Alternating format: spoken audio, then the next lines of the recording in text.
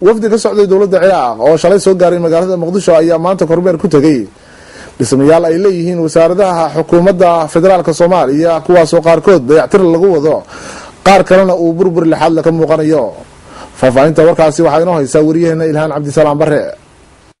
wafdigani ka socda dawladda Ciraaq oo uu hogaaminayo agaasimaha mashaariicda waaxda dhismooyinka ee dawladda Ciraaq Mudane Cabbaas Faadil Maxamed ayaa kormeeray qaar ka tirsan dhismooyinka wasaaradaha dawladda federaalka ah ee Soomaaliya si ay ugu kuurgalaan habka ugu wanaagsan ee loo dhisi karo wasaaradahaasi waxaana kormeerkooda ku weheliyay wasiir ku-xigeenka wasaaradda howlaha guud dhismaha gaadiidka badda iyo dekedaha iyo tamarta ee xukuumadda federaalka ah ee Soomaaliya Nadiifa Maxamed Cusmaan iyo sidoo kale qaar ka tirsan agaasimayaasha wasaaradaha dawladda Soomaaliya markii ay soo indhayntooda ayaa waxaa si wada jir ah ula hadla warbaahinta qaranka Soomaaliyeed Cabbaas Faadil oo hogaaminaya wafdiga ka socda dawladda Ciraaq iyo sidoo kale wasiir ku-xigeenka howlaha guud iyo dib u dhiska ee dawladda Soomaaliya Nadiifa Maxamed Cusmaan oo ugu horeyntii hadalka qaadatay ayaa uga mahad celisay dawladda Ciraaq dadaalka ay ugu jirto in dawladda Soomaaliya ay soo ceshato isla markaana ay ku shaqeyso wasaaradaha kala duwan ee ku burburay dagaaladii sokeeye ee ka dhacay magaalada Muqdisho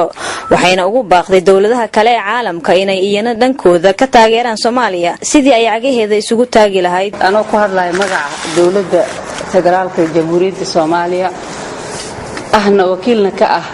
wasaaradda howlaha guud xilkaygana uu yahay deputy minister wasiir ku-xigeenka wasaaradda howlaha guud waxaa farxad weyn ah inaan ku soo dhaweeyo meeshaan walaalahay wafdiga Ciraaq nooga yimid oo ujeedada safarkoodan ay ahayd sidii Soomaaliya ay ugu caawin lahaayeen dib u dhiska kaalinta kaga aadan wadankooda waxaa niman qubaro waaye Cabbaas Faadil Maxamed ayaa sheegay in wafdigooda lagu dhisay kulankii ugu dambeeyay ee wasiir arrimo dibadeedka jaamacadda Carabta ay ku yeesheen magaalada Baghdad una go'aansaday wasiirka dib u dhiska ee dawladda Ciraaq in wafdigani loo soo diro Soomaaliya si Ciraaq ay Soomaaliya uga saacido dib u dhiska waxa uu tilmaamay in booqashadani aanay noqon doonin tii ugu dambeysay balse Ciraaq mar kasta ay garab taagan tahay dawladda Soomaaliya جمهورية العراق إلى هذا البلد الشقيق ونتمنى لكم الموفقية والسلام في أعمالكم.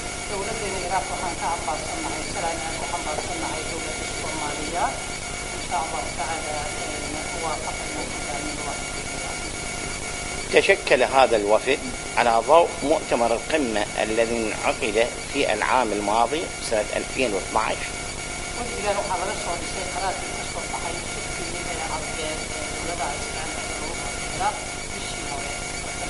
برئاستنا كممثلا عن وزارة الإعمار والإسكان العراقية